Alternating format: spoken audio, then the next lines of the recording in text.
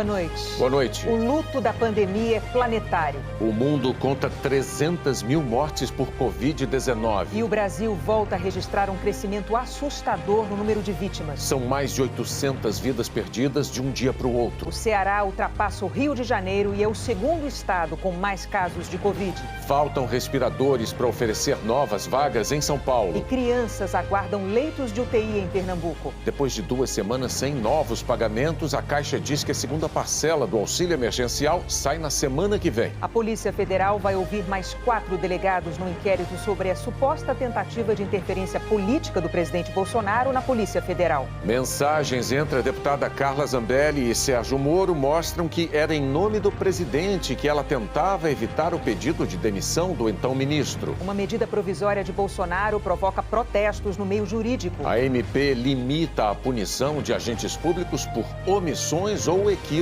no combate à pandemia. Em 1 minuto no Jornal Nacional.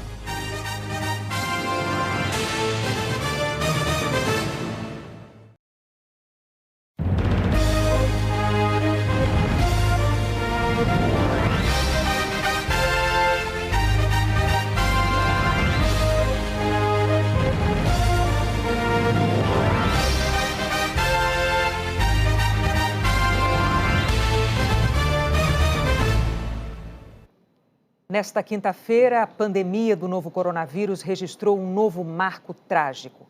300 mil pessoas mortas em todos os continentes. Quase 4,5 milhões de doentes. No Brasil, o Ministério da Saúde confirmou 844 óbitos nas últimas 24 horas. Com isso, são 13.993 mortes pelos registros oficiais e um total de 202.918 casos confirmados de Covid-19. Desde o início da cobertura jornalística da pandemia, a imagem que ilustra o nosso painel lá atrás tem sido o do novo coronavírus. A imagem que o mundo todo tem do inimigo número 1 da saúde humana nesses tempos difíceis. Mas aqui no Jornal Nacional, todo dia, o que nós procuramos fazer é informar para ajudar os brasileiros a frear essa pandemia e a ter uma visão clara do que está acontecendo. E talvez a melhor forma de fazer isso seja lembrar o tempo todo que nós estamos falando de vidas, de cidadãos, de pessoas. Por isso, a partir de hoje, aquela imagem do inimigo número 1 vai sair do nosso painel. Em todos os momentos em que o Jornal Nacional estiver tratando da pandemia, vão estar lá atrás os rostos de brasileiros que ele nos tirou. Esses sorrisos e olhares dos brasileiros que nós perdemos podem nos ajudar a fortalecer a mensagem que importa de verdade, a necessidade de proteger vidas. O Ceará se tornou o segundo estado com mais casos de Covid. Eram 2.000 casos no começo de abril. Agora são 21 mil, mais do que o Rio de Janeiro, que tem quase o dobro da população. O secretário de Saúde atribui o aumento de casos à quantidade de testes realizados. Há uma imensa subnotificação dos casos em todos os estados brasileiros. O estado, em relação por milhão de habitantes, se não for o primeiro, é o segundo estado brasileiro no maior número de realizações. É evidente que quem faz isso vai notificar mais casos. A velocidade de propagação da doença é mais rápida do que a abertura de novos leitos de UTI. Fortaleza concentra quase 70% dos casos do Ceará. Em 7 dias de lockdown, a prefeitura flagrou mais de 100 irregularidades por dia. São pessoas que descumprem as medidas de isolamento total, com aglomeração, abrindo comércio não essencial e circulando pelas ruas sem justificativa.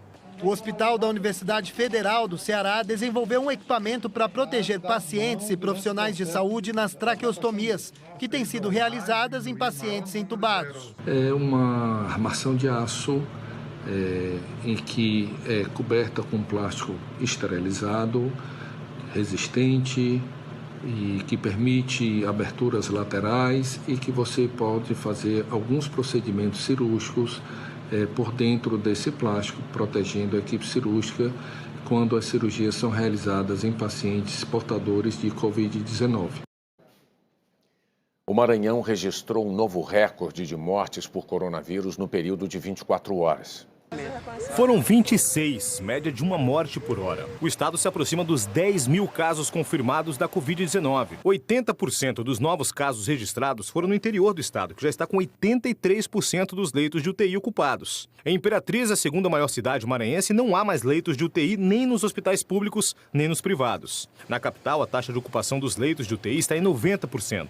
Há quase 10 dias, a capital São Luís e outras 3 cidades da região metropolitana têm adotado medidas mais rígidas de isolamento, como o lockdown, que foi determinado pela Justiça, e o rodízio de veículos, que começou na segunda-feira e termina hoje. Mas, mesmo assim, a taxa de isolamento da população tem ficado bem abaixo do esperado. Mesmo sem a adesão ideal, as autoridades de saúde apontaram uma queda no número de casos. No primeiro dia do lockdown, foram registrados 280 casos em São Luís. Já no último boletim do governo, depois de 8 dias de isolamento, foram 123 novos casos, uma queda de 56% no número de infectados. O que as autoridades esperam agora é que nos próximos dias o isolamento também tenha como consequência uma redução no número diário de mortes. A Covid-19 aumentou a demanda também por UTIs pediátricas e para recém-nascidos. Em Pernambuco, 13 crianças estão numa lista de espera por um leito. A cesárea de emergência foi no Hospital das Clínicas, no Recife. Maria Wilma da Silva, de 27 anos, veio do interior com a Covid-19. Ela estava grávida de 5 meses de gêmeos. Depois do parto prematuro, a mãe foi separada dos filhos e isolada numa UTI. Uma semana depois, Maria Wilma morreu. Os exames confirmaram que os prematuros também desenvolveram a doença. Os gêmeos nasceram há 14 dias. O menino chegou a ser transferido para uma UTI neonatal para bebês com Covid, mas não resistiu e morreu hoje. A irmã dele ainda aguarda a transferência. A nossa produção teve acesso a uma lista que mostra que, além dela, outras 12 crianças também estão na fila de espera. 4 delas tiveram a confirmação da doença. Quando soube da notícia da morte do bebê, o tio fez um apelo para transferir.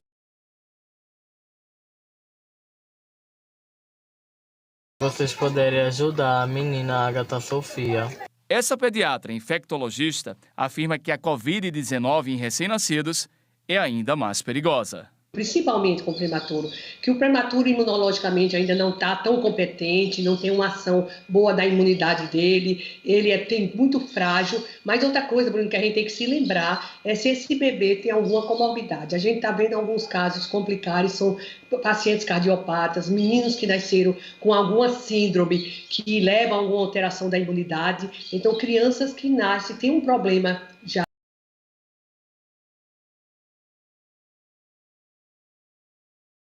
de esforços para abrir novos leitos, que segue um cronograma permanente de disponibilização de vagas de UTIs neonatal e pediátrica e que espera colocar em funcionamento mais 10 leitos desses tipos em breve, num hospital do Recife. No norte do Brasil, um estudo da Universidade Federal do Amazonas estima que hoje existam 85 mil casos ativos da Covid-19 em Manaus. 75 mil a mais do que os registros oficiais. Oficialmente, o estado tem 17.181 casos confirmados e 1.235 mortes.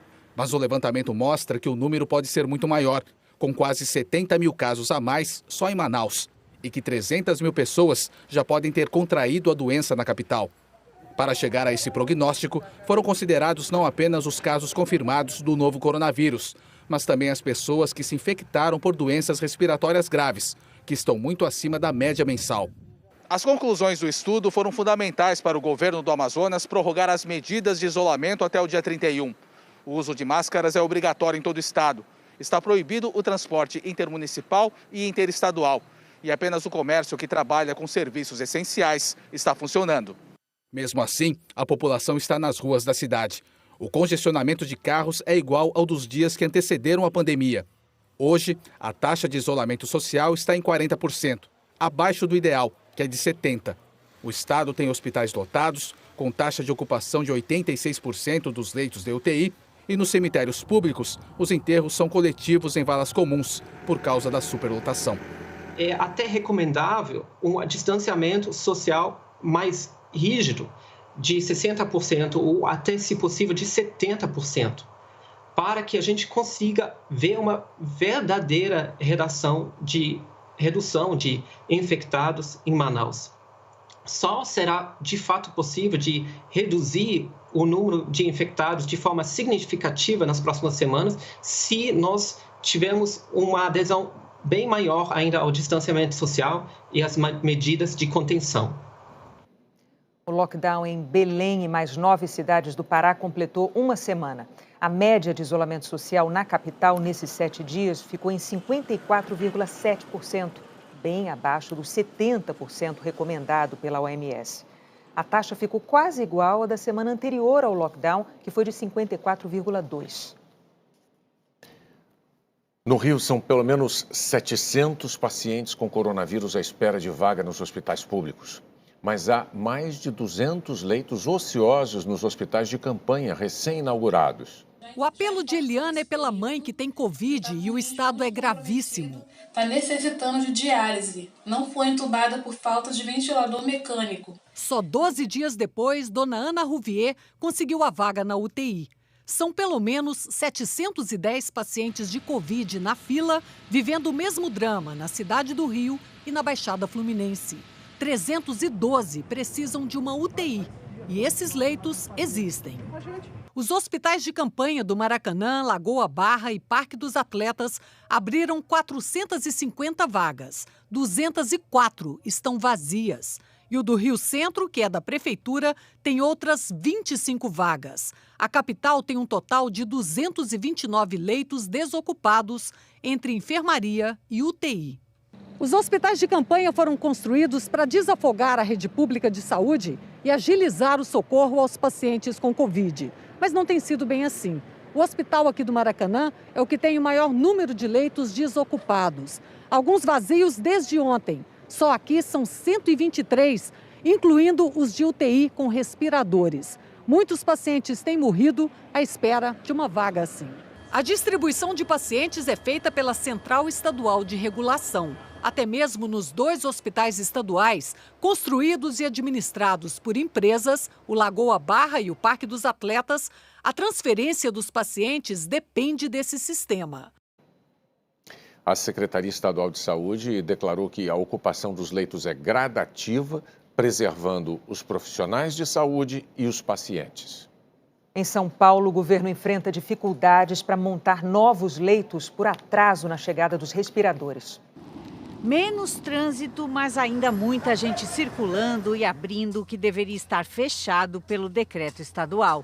O isolamento continuou abaixo dos 50% no estado e na capital, enquanto outra taxa, a de ocupação de leitos de UTI, segue preocupando. É de 69% no estado, mas chega a 85% na Grande São Paulo.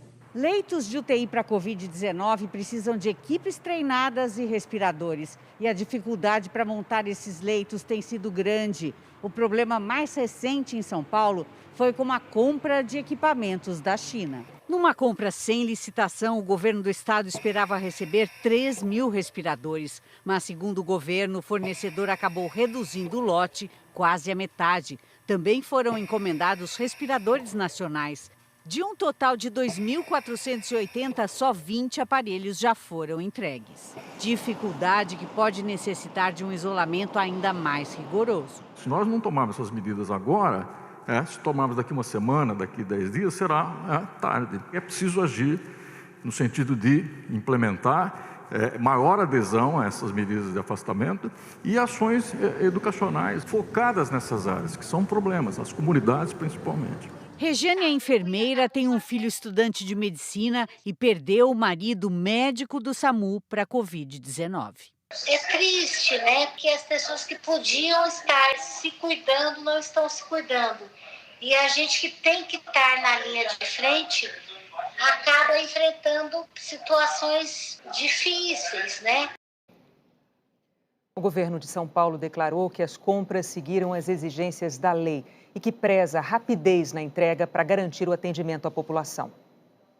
Profissionais e organizações de saúde de vários países lançaram uma campanha internacional pedindo ações para combater informações falsas divulgadas na internet sobre a pandemia do novo coronavírus. O manifesto, publicado em jornais nos Estados Unidos e no Brasil, afirma que, além da pandemia da Covid-19, enfrentamos também uma infodemia global, com desinformações viralizando nas redes sociais e ameaçando vidas ao redor do mundo.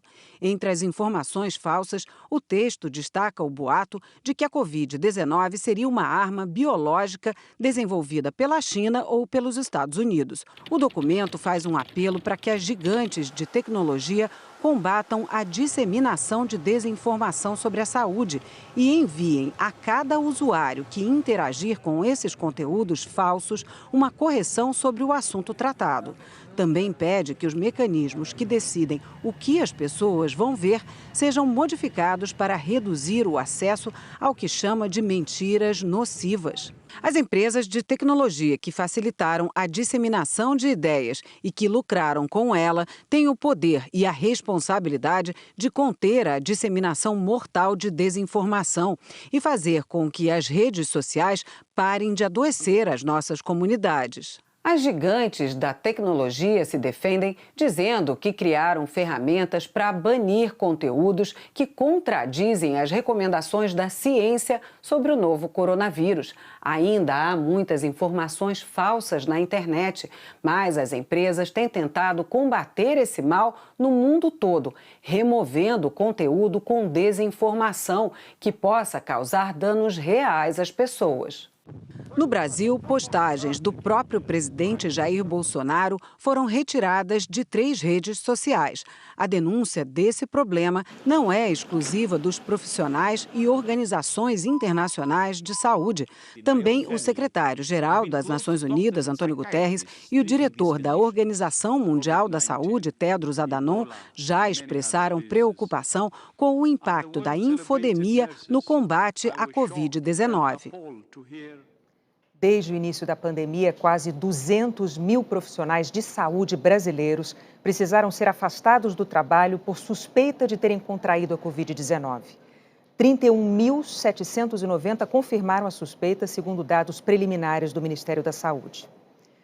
Médicos, enfermeiros, técnicos e auxiliares de enfermagem têm um espaço reservado aqui no Jornal Nacional para falar exatamente das aflições e dos riscos enfrentados nesse momento. Hoje, o cardiologista Jorge Ferreira conta o que tem sido os dias de trabalho dele na região da Baixada Fluminense. Aquilo que ele tem visto e sentido, longe dos olhos de quem não entra no Hospital da Posse, em Nova Iguaçu.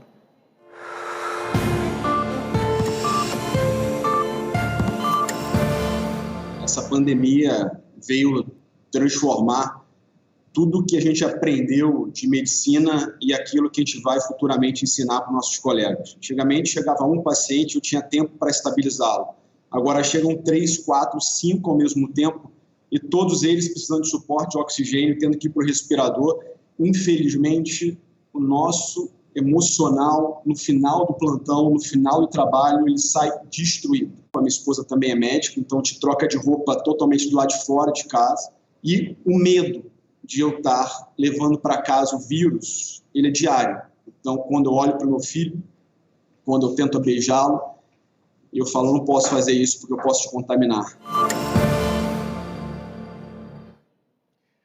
A seguir, uma segunda investigação da Polícia Federal conclui que Adélio Bispo agiu sozinho na facada contra Jair Bolsonaro. A Lava Jato no Rio prende 14 suspeitos de fraudar contratos na área da saúde, inclusive durante a pandemia.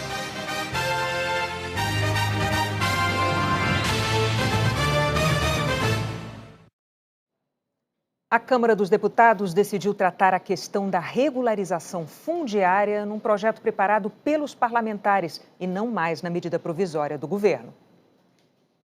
A medida provisória perde a validade na próxima quarta-feira. Sem acordo para votar, o presidente da Câmara, Rodrigo Maia, decidiu deixar a MP caducar e discutir o tema num projeto de lei apresentado hoje pelo deputado Zé Silva, do Solidariedade. A proposta amplia a regularização de terras da União por meio da autodeclaração dos ocupantes. Na prática, em vez de uma equipe do governo vistoriar e medir a área, caberá ao próprio ocupante da terra informar a extensão e os limites da propriedade. O texto enviado pelo governo ampliava o tamanho de imóveis que poderiam ser legalizados por autodeclaração, de 4 para 15 módulos fiscais. O novo texto limita em 6. O módulo fiscal varia de 5 a 110 hectares. Ao contrário da MP, no novo texto, o marco temporal para a regularização das terras volta a ser, como é hoje, mais rigoroso, 22 de julho de 2008. Quem fizer o pedido de regularização não poderá ser proprietário de outro imóvel rural e nem já ter sido beneficiado em programas fundiários. Também não será aceita a regularização de lotes contíguos em nomes de parentes, de acordo com o relator do projeto. Os principais aspectos que nos dão segurança de que não há nenhum impacto ambiental e sim o desejo de pegar pequenos trabalhadores e dar a eles o direito ao crédito, o direito à assistência técnica. O coordenador da Frente Parlamentar Ambientalista avalia que as mudanças são importantes, mas alerta que ainda há pontos preocupantes no texto. Principalmente com o avanço da grilagem, com a ocupação de terras indígenas e com a destruição de áreas importantes de floresta. Vamos continuar lutando e acompanhando o debate deste projeto. Um decreto do presidente Bolsonaro transferiu do Ministério do Meio Ambiente para o Ministério da Agricultura a competência para fazer concessões de florestas públicas. Desde 2006, o governo pode conceder a empresas e comunidades o direito de usar florestas para explorar madeira ou serviços de turismo, por exemplo. As empresas pagam pelo uso. Ambientalistas são contra o decreto publicado hoje. Eles temem que o governo amplie as concessões e permita a extração de madeira em áreas que deveriam ser de proteção integral. Chegou a hora da gente falar com a Anne Lotterman, que tem notícia de frio e geada. Boa noite, Anne. Oi, Renata. Boa noite para você, para o Bonner. Boa noite a todos. Tem possibilidade do dia começar com geada amanhã em grande parte do Rio Grande do Sul, até o sul de Santa Catarina. Em Curitiba, frio de 15 graus. Em Florianópolis, máxima de 21 e Porto Alegre, 20 graus. Amanhã, a frente fria já vai estar aqui no sul da Bahia, mas ela está deixando para trás um ar gelado e a borda desse sistema aqui de alta pressão vai jogar muita umidade do mar para o Rio de Janeiro e também para São Paulo, onde o sol não aparece, esfria e chove. Em São Paulo será apenas uma garoa e a máxima não deve passar dos 18 graus. Já no Rio de Janeiro, a chuva pode ser forte e a máxima chega aos 23 graus. Chove forte também na região de Manaus e Fortaleza, onde a máxima chega aos 29 graus. Belém e São Luís, 30 e Natal, máxima de 28 graus. O sol aparece e não chove em praticamente toda a região sul, grande parte de São Paulo, subindo até parte do Acre. Norte de Minas, Goiás, Tocantins e também no interior do Nordeste, tempo firme. A frente fria está indo embora, mas aqui todas as capitais do Sul, Sudeste até o Centro-Oeste ficam com temperaturas mais baixas. Já no Norte e Nordeste, mais altas. Vou destacar 35 graus em Teresina e 34 graus em Palmas. Em Salvador, onde choveu muito essa semana, amanhã previsão de chuva fraca e máxima de 30 graus. Até amanhã, Renata. Até amanhã, Anne. Morreu hoje, aos 82 anos, o ex-presidente da Confederação Brasileira de Desportos Aquáticos, Guaraci Nunes. Ele comandou a CBDA de 1988 a 2017, um período em que o Brasil conquistou 10 medalhas olímpicas na natação, inclusive o ouro do César Cielo em 2008. Guaraci Nunes sofria de Alzheimer. A temporada atual da Fórmula 1 ainda não começou por causa da pandemia, mas as equipes já estão planejando 2021. O espanhol Carlos Sainz, de 25 anos, vai correr pela Ferrari no ano que vem, na vaga aberta com a saída do alemão tetracampeão Sebastian Vettel, que não renovou o contrato. Para o lugar de Sainz, a McLaren anunciou a contratação de Daniel Ricciardo.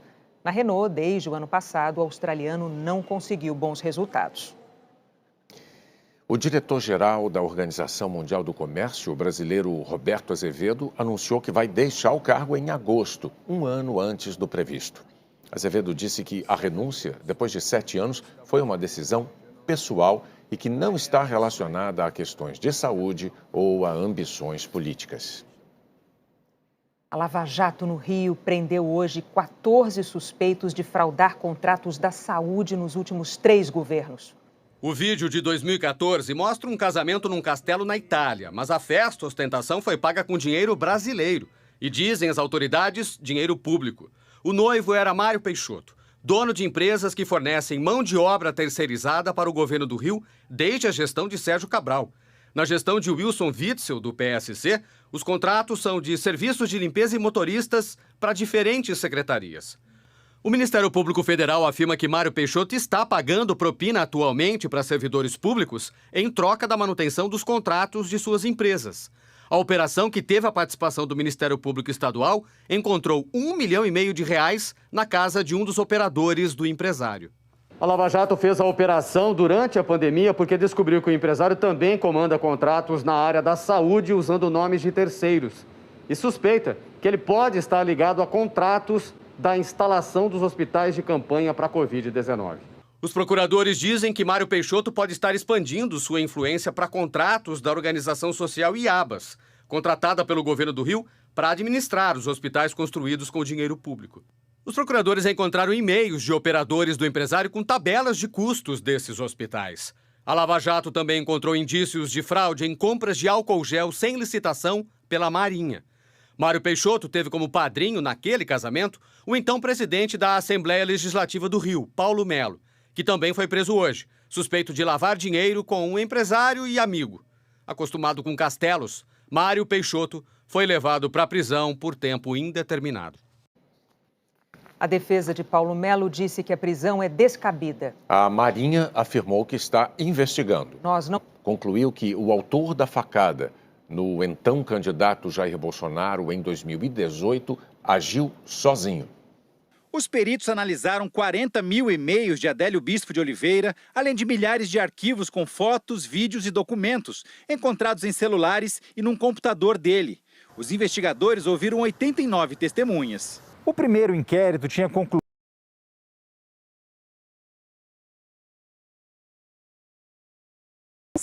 mais ampla foi aberta por iniciativa da própria PF e concluiu que ele também não agiu a mando de ninguém. O relatório aponta que não ficou comprovada a participação de partidos políticos, facções criminosas, grupos terroristas ou paramilitares em qualquer fase do ato criminoso, cogitação, preparação e execução. A PF aguarda o Supremo Tribunal Federal decidir sobre a quebra dos sigilos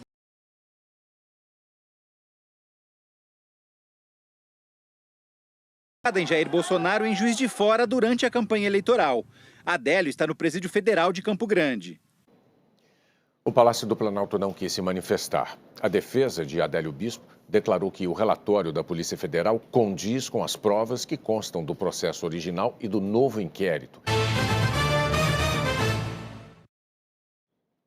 Pelo segundo dia seguido, o ministro da...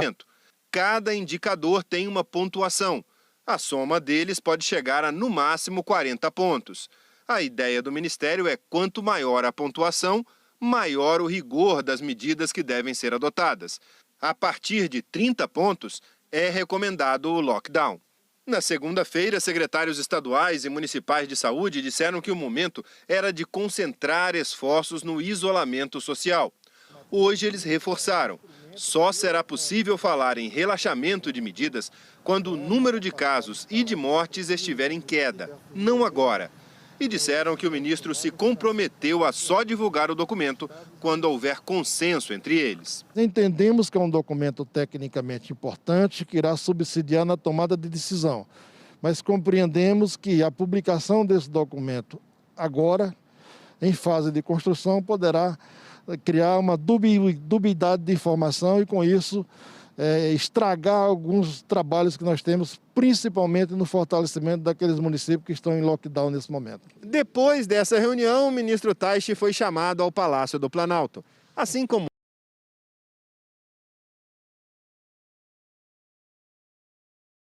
falou com a imprensa. A entrevista sobre a situação do coronavírus contou apenas com a presença do secretário substituto de Vigilância em Saúde. Ele disse que o Ministério está preocupado com a situação dos profissionais de saúde.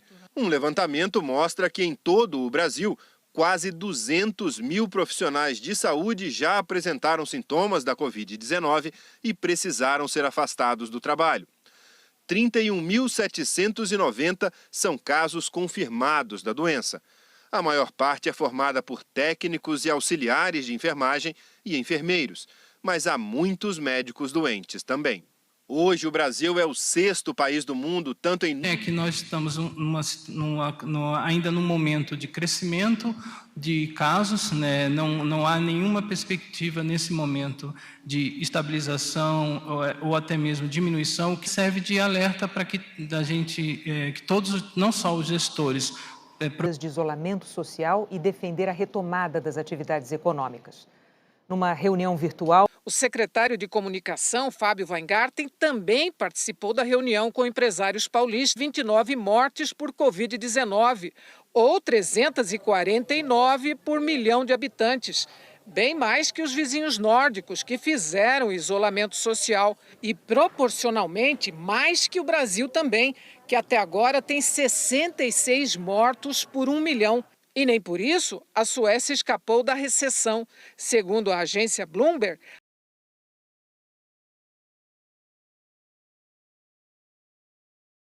os governadores, cada um assumiu a sua responsabilidade, uma concorrência entre muitos para ver quem fechava mais, quem defendia mais a vida do teu eleitor, do teu cidadão, do teu estado em relação aos outros.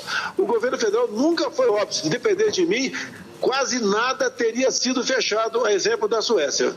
Na reunião, o presidente disse que os governadores que mantêm as medidas de isolamento social defendidas por todas as autoridades mundiais estão cometendo crime de desobediência civil. Bolsonaro estava se referindo à recusa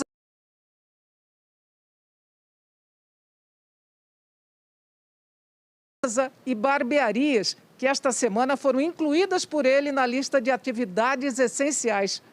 O Supremo Tribunal Federal já disse que cabe aos governadores e prefeitos a palavra final sobre as medidas de isolamento. Para os empresários, Bolsonaro não citou a decisão do Supremo e pediu que eles fizessem pressão para a reabertura do comércio. Tem governador que falou que não vai cumprir. Eles estão partindo. Bolsonaro provocou a reação de governadores. O do Maranhão, Flávio Dino, do PCdoB, disse em rede social que se a crise econômica fosse causada pelos governadores, por que ela existe em outros países? Quem está causando a grave crise econômica é o coronavírus. Incrível que Bolsonaro finja ignorar isso. E a responsabilidade da gestão econômica é dele. Se não sabe o que fazer, renuncie. O governador de São Paulo, João Dória, do PSDB, também rebateu o presidente. Lamento que o presidente da República, ao invés de pedir pelo seu povo, de trabalhar pela saúde do seu povo, de defender vidas de brasileiros, esteja mais preocupado em atender a algum pequeno grupo de empresários vinculados à Fiesp. Eu gostaria que o Brasil tivesse um líder que liderasse o combate ao coronavírus, que liderasse a luta pela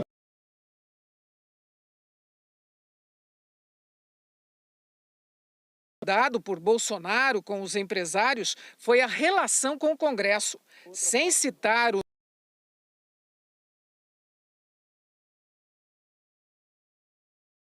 a MP, que flexibilizou a relação trabalhista em razão da pandemia. Agora, de acordo para quem o comando da Câmara dá a relatoria, ele já sinaliza que não quer resolver nada. Parece que quer afundar a economia para ferrar o governo, para talvez tirar um proveito político lá na frente.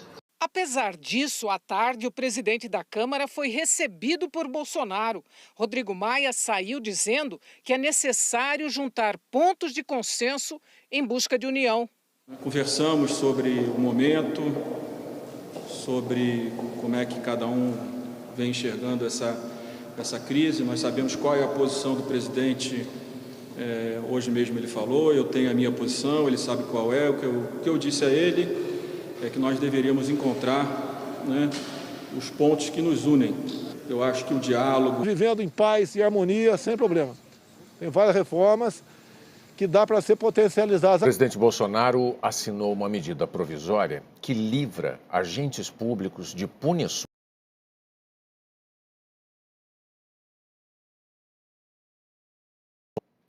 A medida provisória tem a assinatura do presidente Jair Bolsonaro, do ministro da Economia, Paulo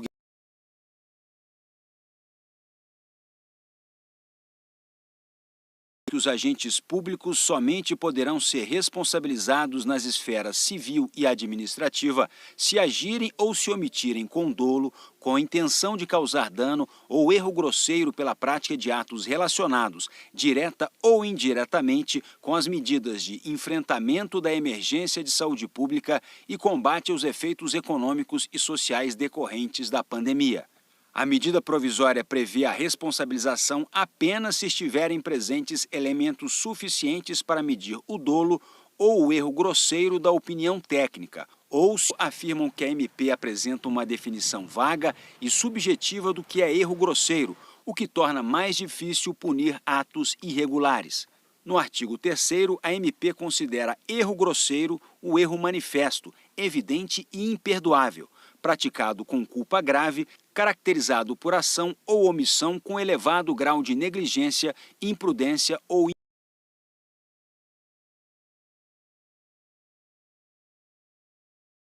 o erro grosseiro. Os obstáculos e as dificuldades reais do agente público à complexas gerações de compra de equipamentos por preços que, em situação normal, não se julgaria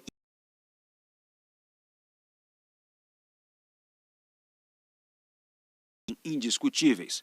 E que é preciso que suas decisões mais impactantes, tomadas de boa fé... Dinheiro para governador, você solta 100 bilhões em 10 minutos, todo mundo aprova e vai.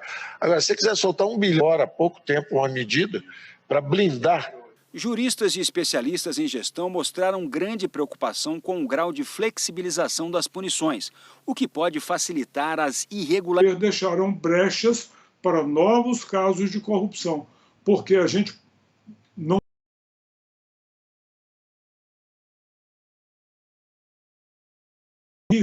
ninguém vai pensar em desviar o dinheiro público. Não é verdade. E não é porque nós temos a necessidade de tornar mais ágil, mais viável. Na avaliação do ministro aposentado do Superior Tribunal de Justiça, Gilson Dipp, a medida responsabilidades por parte do Poder Executivo e da esfera federal, em especial do Presidente da República e talvez do Ministério da Economia. Porque vai dificultar muito a responsabilização por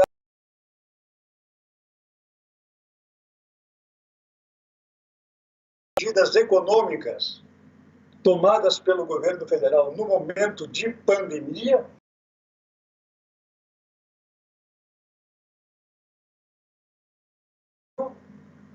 E no âmbito civil do governo federal. A medida já está em vigor, mas precisa ser aprovada por deputados e senadores para não perder a validade.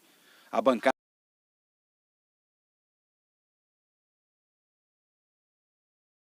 Alcolumbre, do Democratas, devolva imediatamente a MP ao governo, o que pararia o efeito da medida. A medida provisória 966 é mais um arrobo autoritário extremamente perigoso do governo Bolsonaro.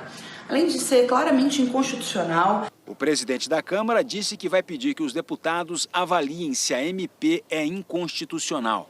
Nós vamos tramitar e o plenário vai decidir se ela é constitucional ou se é inconstitucional ou se precisa ser modificada para que não pareça que algum agente público está sendo protegido. Os partidos Rede e Cidadania também entraram com ações diretas de inconstitucionalidade no Supremo Tribunal Federal contra a MP. A Associação Brasileira de Imprensa, ABI, apresentou outra ação no STF para questionar o Congresso para que seus objetivos sejam legitimados pela sociedade. Ministros do TCU consideram que a medida provisória é desnecessária porque o tribunal já pôs em prática um plano para tratar dos processos relacionados à pandemia com o cuidado que o momento exige. Ministros avaliam que a medida provisória é um estímulo ao mau gestor e ao desvio de dinheiro público. Decisões extremamente complexas num cenário de urgências e incertezas.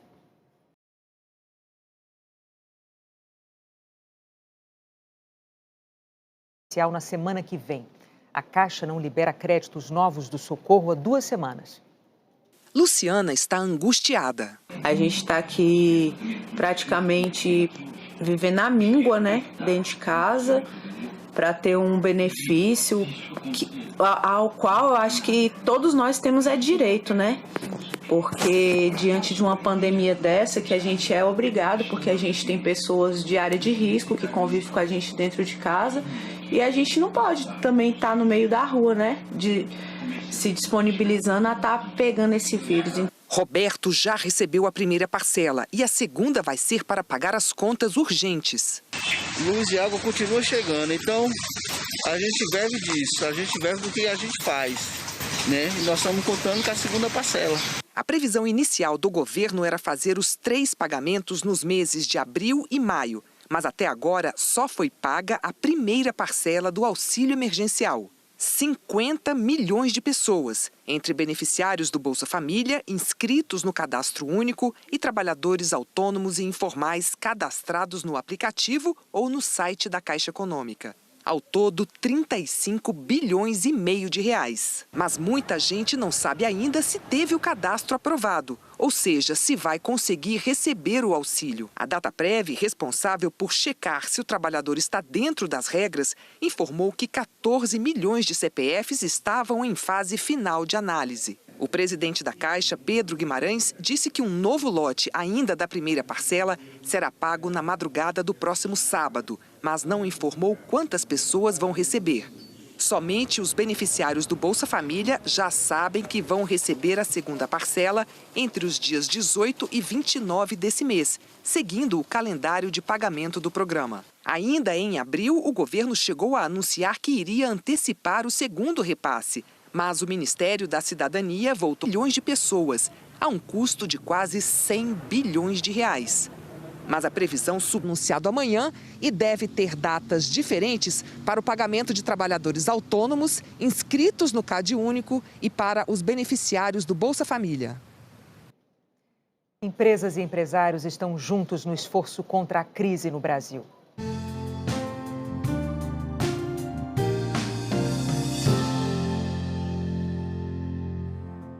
A Samsung doou 5 milhões de reais para o governo federal e para os governos de São Paulo e do Amazonas, onde a empresa tem fábricas instaladas. A doação da multinacional inclui máscaras, kits de testes rápidos e produtos da marca, como tablets, notebooks e TVs, para ajudar na rotina. E esse momento era um momento apropriado para a gente também devolver um pouco para a sociedade, principalmente de toneladas de produtos para a ONG Banco de Alimentos em São Paulo e quase 19 toneladas. A fatia disso veio para o Brasil e a partir daí a gente começa a suportar iniciativas locais para a gente poder enfrentar um inimigo comum que é muito mais poderoso do que todo. A seguir, mensagens entre a ministerial do dia 22.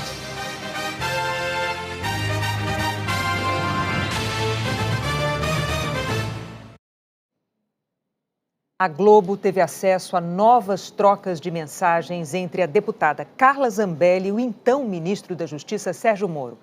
Elas mostram que Zambelli falou em nome do presidente Bolsonaro para tentar evitar o pedido de demissão de Moro. A troca de mensagens foi incluída no inquérito que apura. As conversas revelam que ela se apresentava a pedido do presidente. Carla Zambelli chegou a questionar Moro sobre o comando da Polícia Federal e tenta convencê-lo sobre a troca de Maurício Valeixo. Agora seria muito bem-vinda. À lista tríplice, a Érica arrebentaria lá na DG. O PF. Ontem ele, referindo-se a Bolsonaro, me disse que você era desarmamentista. Da Câmara, Rodrigo Maia, com quem Bolsonaro teve divergências públicas.